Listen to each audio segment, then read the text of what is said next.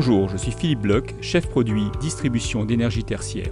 Je vous propose aujourd'hui de chiffrer le tableau général basse tension d'un local commercial type magasin de vêtements, et ce avec le logiciel Aguerre 4.t en moins de 10 minutes. Pour ce faire, on va passer par 5 étapes. Tout d'abord, on choisira le matériel, puis on réalisera le schéma unifilaire, on intégrera l'ensemble des produits dans l'enveloppe, on mettra en place les paramètres de chiffrage et enfin, on imprimera l'ensemble des documents relatifs à ce projet.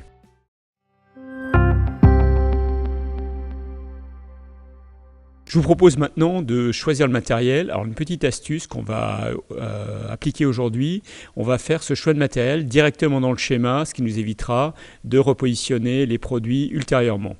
Premier produit dont j'ai besoin, c'est le disjoncteur de branchement, puisque je suis en tarif jaune. Ne connaissant pas la référence, je vais utiliser la recherche sémantique.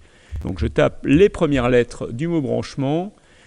Je cherche un disjoncteur tarif jaune 100 ampères. Je suis en tarif jaune, j'ai besoin d'un bloc différentiel et d'une bobine à émission alimentée en 230 volts. Je choisis les produits et je viens les ajouter. Puis, je viens rajouter un parafoudre. Donc, parafoudre qui est alimenté par un disjoncteur 4x32 ampères. Je connais la référence, donc je la renseigne directement dans le champ concerné. Et je rajoute le produit.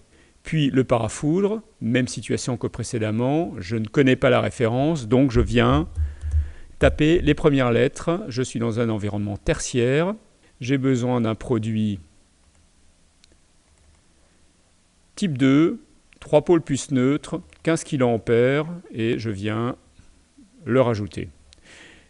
Puis je vais rajouter un départ 63 ampères pour un tableau divisionnaire. La référence précédente est toujours présente, donc je vais changer simplement le calibre du produit et il vient s'incrémenter. Je suis dans un environnement tarif jaune, je vais rajouter un compteur.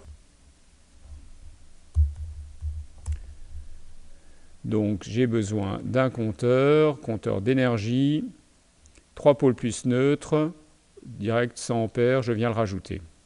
En aval de ce compteur, je vais installer ma tête de groupe. Donc je vais la protéger en 32 ampères, 3 pôles plus neutre. Et je vais adjoindre un bloc différentiel 300 mA type AC en double sortie. Je vais rajouter un bloc différentiel 300 mA pour protéger ma tête de groupe. Puis en aval, je viens insérer les 5 départs éclairage, donc des produits phase neutre 10 ampères. La petite astuce, plutôt que de taper 5 fois la référence, je vous propose de modifier la quantité et de directement rajouter les 5 produits et on voit qu'ils se placent directement sous la tête de groupe qu'on a sélectionné précédemment. Maintenant, j'ai besoin, l'un des circuits va être alimenté par un télérupteur. Donc, j'ai sélectionné la cellule qui m'intéresse, là où je veux positionner le produit, et je vais choisir le produit qui me convient. Je suis en 2 pôles, en 230 volts. Donc, je vais rajouter le bon produit. Dans un environnement tertiaire, il va falloir que je fasse un schéma 4 fils et directement, il se positionne au bon endroit. Puis, le second circuit va protéger les blocs de commande.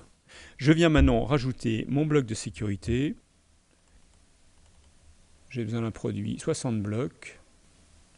Je viens le rajouter et comme précédemment, il se positionne au bon endroit. À présent, je vais alimenter mes prises de courant. Donc toujours la même démarche. Je tape la référence de la tête de groupe.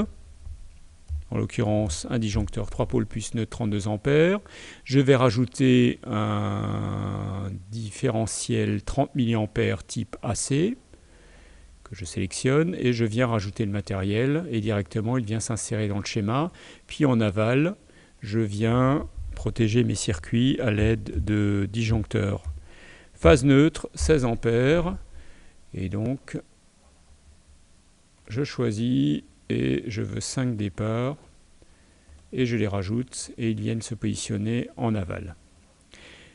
Il me reste maintenant à protéger l'ensemble de mes circuits spécialisés. Une alarme, une VMC, un chauffage et enfin le tiroir caisse. Donc j'ai toujours un disjoncteur 16 A pour protéger mon alarme, auquel je vais rajouter un bloc différentiel 300 mA.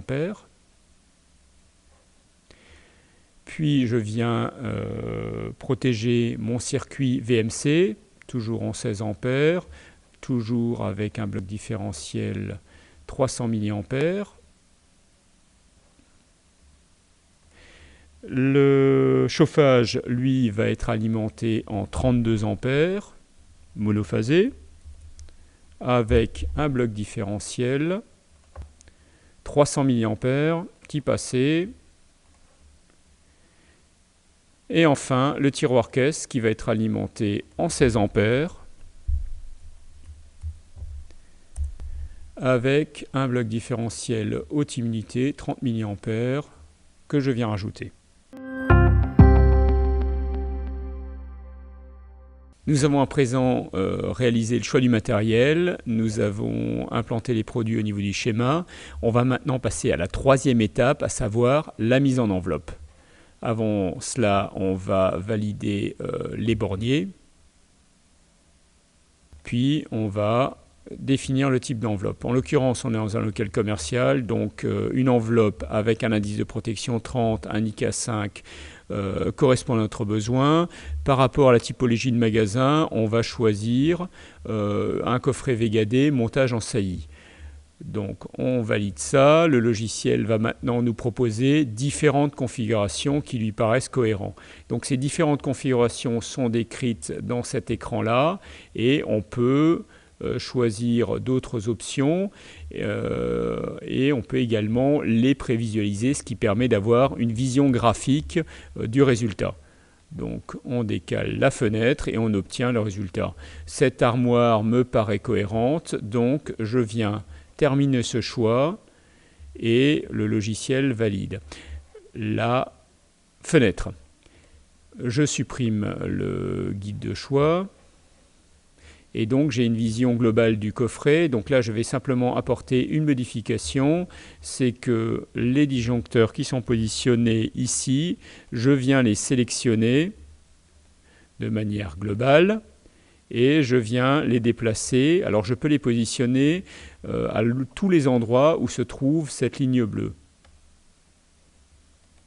Et donc voilà, l'implantation me convient et donc j'ai terminé cette phase-là. Je n'oublie pas d'enregistrer mon projet.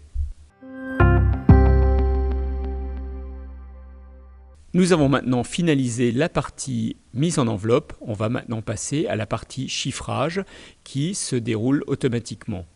Cette partie chiffrage, vous allez retrouver en partie haute la quantité de matériel choisi, les références et les différents prix. Et dans l'écran en partie basse, les produits aguerre, le total des produits aguerre et des matières annexes. Par matière annexe, on entend les câbles, les bornes, le total de la main-d'œuvre et enfin le total du projet. Sachant que vous pourrez sur chaque ligne adapter votre niveau de marge ou proposer un niveau de marge global sur l'affaire avec ici le prix que vous allez proposer à votre client en fonction des paramètres que vous aurez intégrés.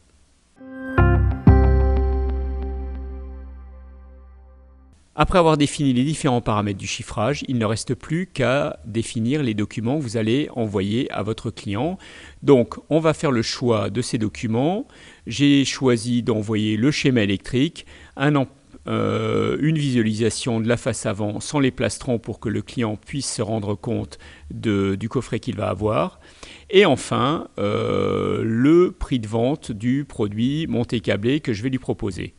Donc j'imprime ces documents, ils vont sortir au format PDF, ce qui me permettra de soit les imprimer, soit de les envoyer directement par PDF.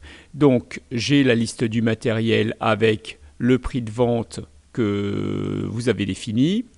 Je vais avoir le schéma électrique tel que défini Et enfin, une vue face avant du produit afin que le client puisse visualiser le coffret qu'il va obtenir.